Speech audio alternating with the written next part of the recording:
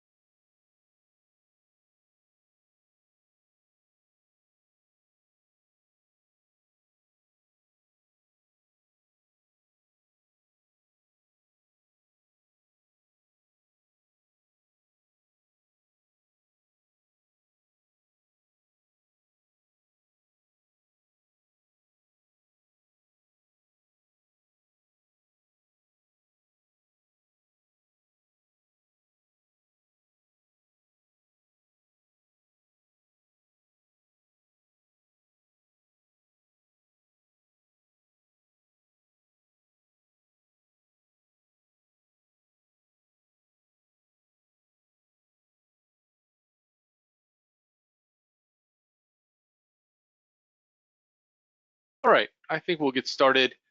Still have some folks trickling in, but we'll get going on this.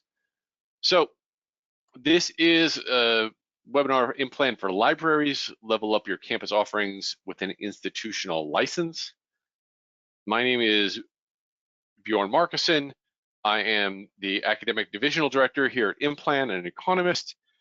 I'll be walking you through an IMPLAN and its application to libraries. I'm going to really focus today on applications and to the broader library system and how IMPLAN can fit into a library collection for colleges and universities.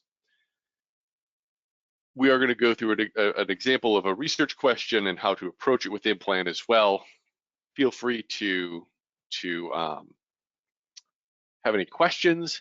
If you have a question, we like to keep these interactive.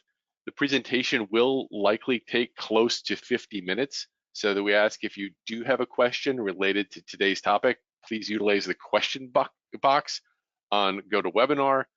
Our team will do our best to monitor that question box throughout the presentation. If you think you might want to ask a question, just make sure you have your control panel open by hitting the orange arrow in the upper left portion of the pop-out window.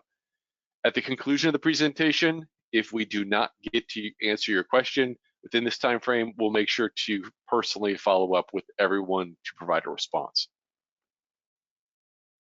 So what will folks learn today?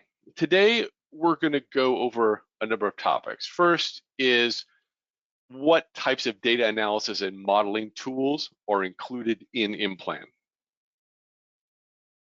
Also, how IMPLAN can empower your faculty, staff, and students to better understand regions and their economies. We'll use IMPLAN to explore a question that has regional economic implications. And then we'll finish by talking about how IMPLAN fits into the collection of a university or college library. So to get started, what is IMPLAN? I'm sure a number of you have been referred to this webinar by faculty at your institution. So I want to set this up and let you know a little bit about IMPLAN. IMPLAN has a couple of key qualities that are essentially two heads of the same coin. When it comes to regional economic data, IMPLAN is a centralized platform for exploring, manipulating, and exporting usable value-added data without a need to reformat, recalculate, or merge data from multiple sources. This is data that is built by economic modelers, cleaned, and then harmonized using published methodologies. The other piece of it is the economic modeling application. The IMPLAN model is where we made our name. It's a regional economic model that is built for general use. You don't need to be an economist to build a methodologically sound model, but if you want to dig into the details and have the data to do so, you can customize this model in myriad ways. So this customizability and transparency in methodology is one reason why academics at hundreds of colleges and universities trust IMPLAN and use it in their teaching, research, and outreach. I like to joke that IMPLAN is a 40-year-old startup, but it's kind of true. We started as a project of the U.S. Forest Service in the 1970s, looking at the economic impacts of forestry and forest uses. We then moved to the University of Minnesota, became the Minnesota IMPLAN Group as a part of the Applied Econ department there. In the late 90s, we released the first generally available version of our signature IMPLAN model. This was a desktop application, and it's been used by faculty, consultants, private business, and really all levels of government, from local to federal. We've now fully migrated to the cloud, which has allowed us to expand our data offerings, and it's also what's really made this institution-wide licensing possible. So we may be new to the library space, but we're a long-used resource for researchers and decision makers across the country. Before I jump in and show some IMPLAN highlights, I want to start with a really broad question about a current economic event. And while I'm talking about how I would approach the question with IMPLAN, I want you to think about how your students and faculty at your institution would go about investigating this same question with the resources you currently offer. So I'm going to start with just a newspaper article and go from there. So headline from last week from the New York Times, here's 3 plants where the United Auto Workers strikes are happening. It gives me 3 locations and the number of workers at those facilities. So we're going to look at Wayne County, Michigan, Michigan Assembly Plant with 3,300 workers, the Toledo Assembly Complex in Lucas County with 5,800 workers, and the Wentzville Plant in St. Charles, Missouri with 3,600 workers. And the question is, what are the effects of a shutdown of these 3 auto plants spread across 3 states in the Midwest, right? I see the headline, I want to know, what does this mean? Who's affected? Where are these effects felt? What are the magnitude of these effects? Why do these effects propagate across space the way they do? And I'm going to show you how you can use IMPLAN to get to some of these questions. So now I'm going to switch over to the application. And I'm going to start with our data library. And I'm going to start thinking about the industry itself. So I'm going to go to our industry compare dashboard. I'm going to pick a series of states. So I'm going to look at Illinois, Indiana, Michigan, Missouri. We'll round it out with Kentucky, and then Ohio. I want to look at the light truck sector. So I'm going to look at light trucks, and I want to know about output. What is the value of the product that is being produced at these facilities across this region?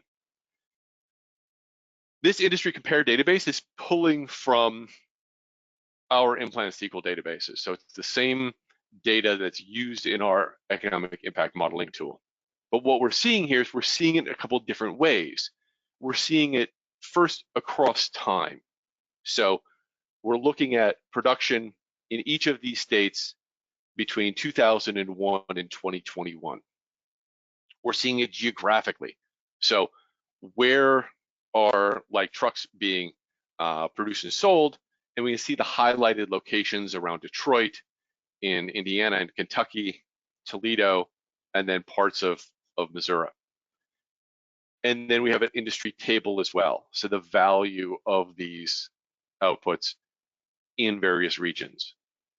Now, I have a number of options I can use to look at and understand more about this industry. So first of all, I can see that there's essentially little to no light truck manufacturing in Illinois. So I can drop this from my analysis. I can then take a look at something like total employment. So if I want to know how many workers are there in these industries in these regions, and I can see, again, these trends over time. What do I see? I see there's variation between the states, but we see a general downward trend in employment until around 2010, and then an upward trend or a leveling off in employment count since then. I can also look at employee compensation. So if I look at average employee compensation, that is total employee compensation divided by number of workers, I can see another trend that's almost inverse, right? So upward trends in average employee compensation until around 2008, 2009, the financial crisis, and then a dropping off of that average employee compensation since then. And this is just the start of what I can start digging into to understand more about this industry in these regions. I can also dig into information about the commodity itself. So if I want to know, for example, this is an interesting industry, I want to know more about foreign exports. So I'm going to look at the same geographic region. I'm going to actually pick the counties instead. I can look at Wayne County, Michigan. I can look at Lucas County, Ohio, and I can look at St. Charles County in Missouri. And I want to look at light truck. And I want to look at foreign exports. So what are we seeing in terms of foreign exports in these three counties over time?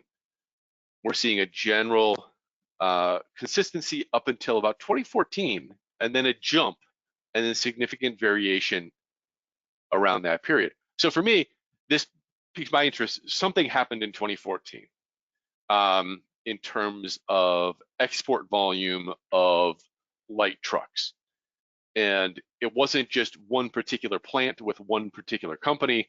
We're looking at a broad-based spike in that export capacity.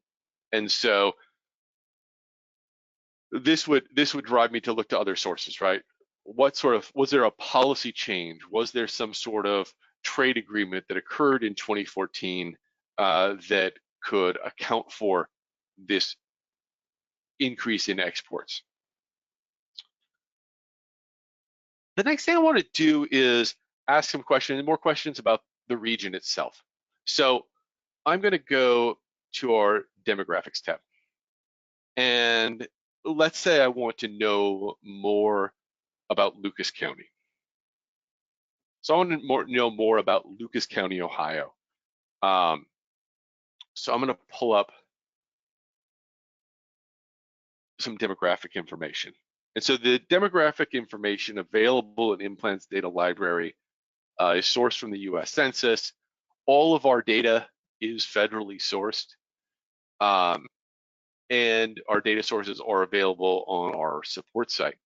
What we're seeing here is things like occupancy for housing, educational attainment by ages, race and ethnicity distributions, age cohorts by gender, sex, labor force participation rates by age, and then labor force participation in unemployment rates by race as well. So again, I start to build up a better idea of what not just the economic characteristics of these regions are, but a better understanding of the demographic characteristics as well. So let's think more about not just the economic part of it, but the employee or worker part of it. I want to look at some occupation data. So I'm going to go to our occupation area to learn a little bit more about the types of jobs that we're looking at in these regions. So what I'm going to look at here is I'm going to look at Ohio, and then I'm going to look at Lucas County, and I'm going to look at light truck.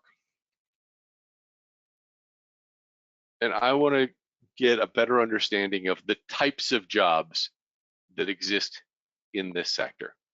So the largest occupation code, which is a standard federal occupation code, is 51-2000, which is assemblers and fabricators, which is not surprising given that we're looking at an assembly plant. We also have metal workers, engineers, material moving, material recording and scheduling. And what we can see is not just that employee count in terms of wage and salary employment, but the total wage and salary income, the hours worked, the supplements, which are your benefits. So we can start to get a better understanding of the types of jobs in this industry, in this region. What I'm looking at here is an occupation level of minor. I can dig into a more detailed level as well. So this starts breaking this down. So still, assemblers and fabricators are still the largest category, but now we're starting to break down those occupational categories to, machine tool setters, industrial engineers. So not just engineering, if you remember, that was a previous one. We're breaking this down into the types of engineers that are being employed in this industry, in this region. I can also compare this over space, hold this up ahead of time. And what I'm looking at here are this occupation area compare. I can look at average wage and salary income. So what does that wage and salary income look like for assemblers and fabricators in the 3 counties that we're looking at? So I'm kind of diving in a little bit deeper than just compensation for workers in this industry. I'm looking at average wage and salary income for a specific occupation in these 3 counties in this industry. So I can look at something like wage and salary income.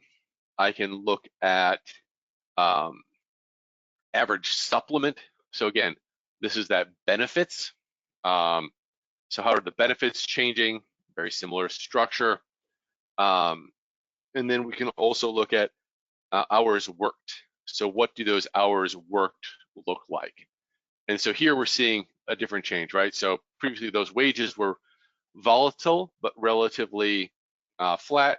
We're seeing here something similar to what we saw before, which is a fall in hours worked up until 2009, and then an increase in those hours worked across all 3 plants since then, with some flattening off at the St. Charles plant in Wentz Hill.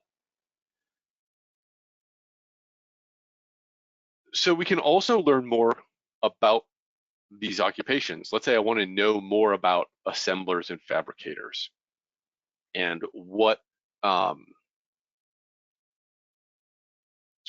do these competencies look like? Oh, that's not what I wanted. Competency. What I can do here is I'm going to keep it simple. I'm going to look at Ohio, look at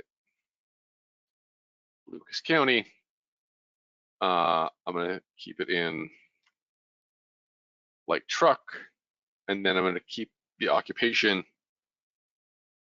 to assemblers and fabricators. And what we're pulling here is ONET data, which looks at the skills, ability, knowledge, and training that for particular occupations. So if we're looking at assemblers and fabricators, what types of abilities do they need? Well, we're looking at manual dexterity, finger dexterity, near vision. When we're looking at knowledge, what types of knowledge do we need? That's production and processing, mechanical knowledge, computers and electronics. What types of skills do they need? Coordination, quality control analysis. And then we can look at things like education required. So what are the levels of education required for these particular jobs? Essentially, high school diploma or equivalent for the vast majority of them. The work experience required, this is an entry-level position, right? So 38% of these jobs have a work experience requirement of none. And almost all of them are less than a year or less of experience is required. And this is then supplemented by on-the-job training. So on-the-job training takes looks like in average about between a month to a year of training, gets that full training complement for these types of occupations. And these will vary, right? So these vary by occupation. The skills, knowledge, and abilities for assemblers and fabricators is different than engineers, is different than material movers. And so you can start to dig into the types of characteristics that are associated with these jobs in this industry, and to better understand the context of what's happening with a plant shutdown. Now that we know a little bit more about the industry and the regions, I want to look at the effects of some change. So now I'm going into the economic impact tool for IMPLAN. And what I'm looking at here is I've pulled together the beginnings of a model to look at the economic impact in these 3 counties, the rest of those states, the rest of the United States as a whole. One thing that I want to do is to confirm some of these values. If I look at the region details for Lucas County, I can dig into the underlying data and get a better idea of what is going on in this region. I can, let's just scroll down here, the output. So light truck manufacturing, it's about 6,000 jobs. We had listed in the New York Times article 5,800. So that's pretty much right on. And then I can also look at some supply chain information as well. So if I want to know what types of inputs are being used in light truck manufacturing, I can do that here. So IMPLAN has built out, and really an input-output model, which is the type of model that IMPLAN uses to measure economic impacts, really is measuring supply chain effects back through the production process. So what we're seeing is the largest expenditure in the production, in the assembly process, is motor vehicle seating and trim. And then we've estimated a regional purchase coefficient, how much of that is produced in Lucas County. In this case, none of it. It's all being imported from somewhere else. For an assembly plant, this is unsurprising, right? It's an assembly plant. And so where are the local effects? Wholesaling, management, wholesaling, truck transportation, more wholesaling. So again, that makes sense, right? You have wholesalers that are distributing parts for assembly, and that's where the local impact is in terms of the supply chain. But we will note that this large input is from seating and trim. We do have the ability to export this data into other types of product tools, GAMS files for computable general equilibrium modeling. You can pull in the social accounting matrix, which is the extended input-output type table for use in other applications as well.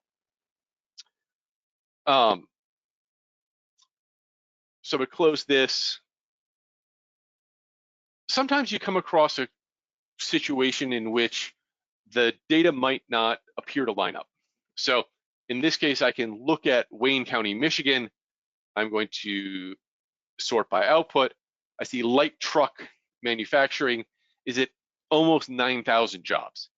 Now, this does not line up with the newspaper article we saw earlier, which said there were about 3,300 jobs in Wayne County. Well, I can go back and take a look at the CEW data for this region. So the Census of Employment and Wages is one of the base characteristic data sets that we use to build IMPLAN. I can go in and query this data set and say, I'm looking for Wayne County data, Wayne County, Michigan. I want to know the number of establishments. Are there more than one manufacturing facility or assembly plant for light truck in this region? That might be a reason why there is this variation in what I'm seeing. So I need to do this at the county level. That's why there's no results. There we go. So I can then scroll through and find the particular NAICS code, North American Industrial Classification System code, for light truck to see what the number of establishments are. Now, one thing to keep in mind is that the CEW data that is released by the US federal government has suppressed values in it. And this is particularly important in rural counties. If there's only a single manufacturer, they're going to suppress a lot of that, the associated wage and employment data to protect that company's proprietary information. We need that data for building our data set. So we go through and we impute values for those missing values. So what you get is a full data set, 2001 to the present, at the 6-digit NAICS level for estimates, for values of employee wages, establishments, and such. So we're looking at line 463, scroll over to the current year, 463, yeah, 5 establishments. So that makes sense, right? So why are we seeing more employees in Wayne County than we otherwise would expect from the newspaper article? Because there's more than one establishment. So when I'm building out my impacts, and I've pre-built these and saved them for ease of use, what we're looking at is Ford Rangers, Jeep Wranglers, and then full-size trucks and vans from GMC. What I'm estimating here is a monthly effect, right? So I'm looking at what is the industry contribution effect of this sector for a month. So 1/12 is 8.33%.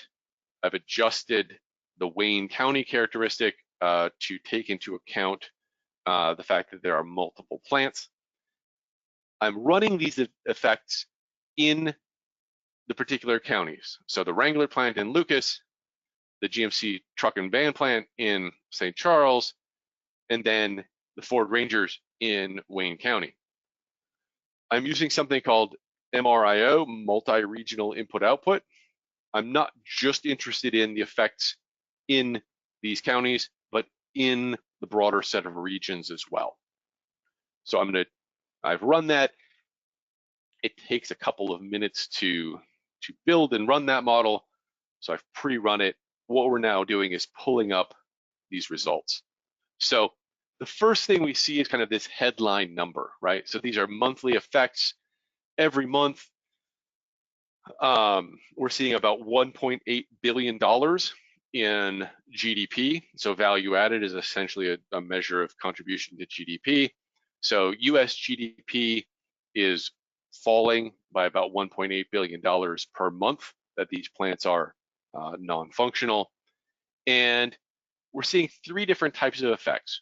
Direct, which is the plants themselves, this industry itself, so light truck manufacturing. The indirect effects, which are business to business expenditures. So the supplier effects or the supply chain effects throughout the entire US are about 6,000 additional jobs. And then the induced effects are from household expenditures.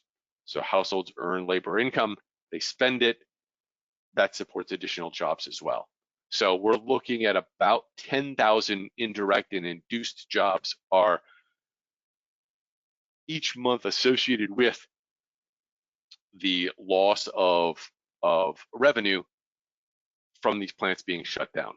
We can sort this and adjust this, right? So I can say, I'm interested in, I'm not interested in Michigan, Missouri, or Ohio, or the counties in which it's occurring. I want to know, how does this spread to the rest of the US? How does this travel across space? So what we're looking at is about 5,000 jobs across the US, about $675 million in US GDP is affected. We can also look at tax effects. So we're looking at, we use Census of State and Local Government data to measure these tax effects and estimate them. So we're looking at, $81 million in federal taxes per month are being lost from the rest of the U.S. In this case. We can dive into this. We can look at occupational effects. We can look at particular employment effects. I want to know what types of industries are affected in the rest of the U.S. Right? So I can look at this. I can see business to business effects, motor vehicle seating and trim, motor vehicle transmission and powertrain, employment services. Those are the business to business supply chain effects. I can also sort this for induced effects. So household spending. Where do households spend their money? They spend it on medical care, they spend it on restaurants, housing, and retail. And that's what we're seeing here. So these are the types of jobs that are affected nationwide from these broader supply chain effects. I can also look at environmental effects.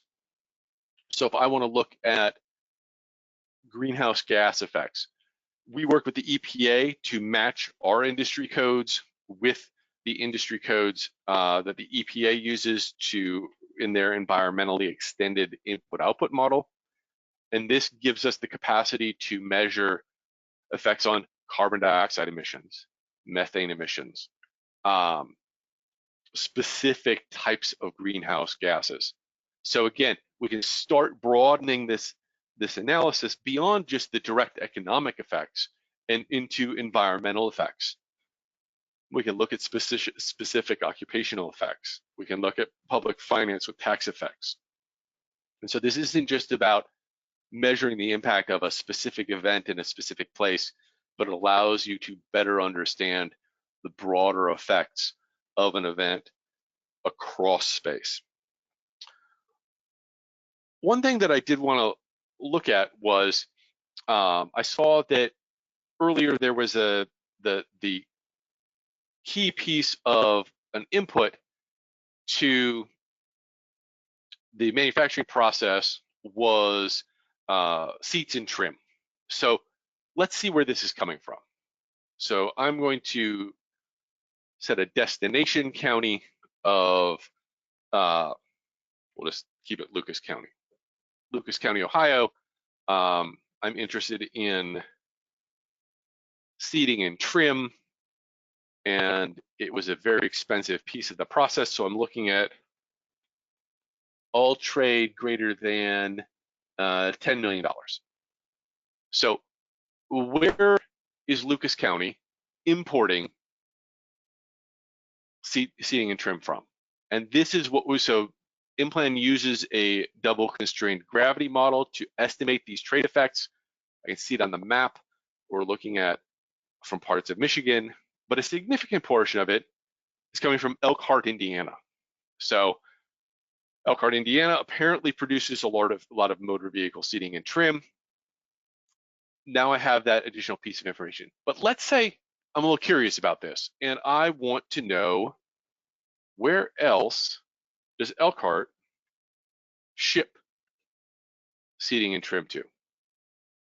So I'm gonna lessen the threshold a little bit to see a broader span. So Elkhart, Indiana ships and manufactures, produces and ships seating and trim all over the United States. So Elkhart is connected into the manufacturing process of motor vehicles through seating and trim in a large number of ways. So we're looking at reaching into Georgia, Carolina, Texas, major trading partners, Wayne County, Michigan, Allen County, Indiana, Lucas County, Ohio, Alameda, California. So this is the Tesla plant out in California. So a broad range of different manufacturing locations for that use motor vehicle seating and trim. Now I can get even more detailed. So I can choose this Explore from Here feature, and I can use Explore from Here from any of the tables in the data library. So let's say I want to expand this. I want to not just know seating, I want to know more about Elkhart, Indiana's production and trade in general. So I want to know all of the types of commodities that Elkhart ships throughout the country. So right now, my row limit has been reached. I can't view them all here. I can download this. So I can download this into a CSV file. I can make it a nice, clean, unformatted table. I can download it. I can open this up in Excel, and now I have data that I can use showing all of the different commodities that Elkhart is shipping across the country. Say that. So again, it gives me a deeper and richer understanding of the trade and economy across the US and how it's affected and tied into this particular event. All right, so I want to revisit that question from earlier, which is how would students and faculty at your institution go about investigating these plant closures with the resources that are currently in your collection? If you're like most institutions, they would need to access multiple federal data sets, make sure those data sets are cleaned up and harmonized, and then they'd have to use multiple tools, spreadsheets, GIS, other computational programs to produce the data we've just accessed in the last 30 minutes. They would also need to understand how to process these data and present them. And that's even before they think about using their analytical skills to make sense of it. IMPLAN is a regional economic data platform and modeling application that puts analysis-ready data and models into users' hands so they can use their knowledge and skills to better understand the world around them. We've taken the first step of turning data into information. Now it's ready for analysis. We've been doing this for 40 years, and it takes us months to build out each year's data set and the models associated with them. This is time that your students and faculty don't need to spend doing the same thing. They can save that time get right to the strength of their capabilities, which are research and analysis. In addition to research, being analysis ready means that IMPLAN fits well into existing courses across campus. So currently we have a number of folks teaching with IMPLAN. More than 25 colleges and universities use IMPLAN in their curriculum for teaching specifically. These are in diverse disciplines. It's not just economics. We're talking about urban planning, policy institutes, business, business schools, marketing programs, engineering, and these are both graduate and undergraduate courses. We also provide classroom support. IMPLAN in the Classroom has nearly 4 hours of IMPLAN training videos to get you up to speed and understand how to use IMPLAN and how to maximize your capabilities with it. A number of curriculum modules to assist with that integration process, and an extensive knowledge base at support.implan.com to help you understand exactly what we're doing and how we're doing it. So how can you leverage IMPLAN into your library's collection? So the way we present IMPLAN for institutions and libraries is a national data and model access. So every state, county, congressional district, zip code data is included in this license. It's a full campus license. So all campus students, faculty, and staff. We currently support easy proxy access and single sign-on capabilities, Open Athens, and we have unlimited usage. And what I mean by that is we're not limiting this in terms of number of concurrent users, number of model builds. This is a true full campus license access. In addition, we have an excellent support team, and you'll have an assigned support contact and an experienced onboarding team to help you get the most out of your campus IMPLAN license. So questions, I think we have a couple of minutes. If there are any questions that came through, Candy or Michael, did we have anything? I think we have answered them all live today in the chat bot, Dr. Markeson. But if anyone has another question, please feel free to pop that right in there. Excellent. Well, that's great. Seeing none. If you are interested in learning more, you can schedule a demo. You go to implan.com or contact our sales team directly, sales@implan.com. And this will help you explore the data that's included in this institutional subscription, get more details about content, accessibility, pricing structures. With that, thank you very much for attending today, and I really appreciate your time and attention. I look forward to hearing from you.